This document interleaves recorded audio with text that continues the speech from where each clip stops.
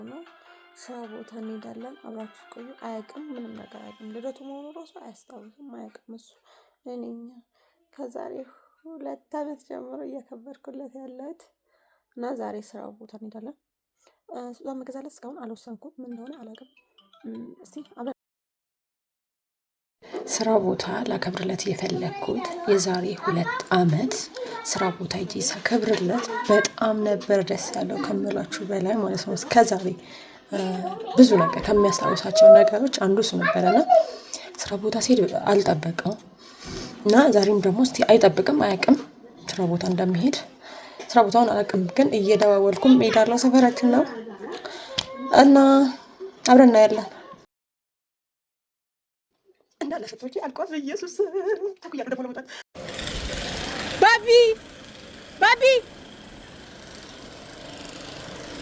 ባቢ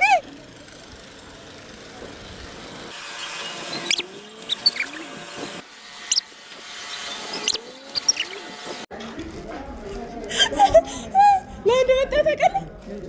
ለአንድ መጣ ታውቃለህ? ዛሬ እኮ ልደት ነው። ዛሬ ልደት ነው።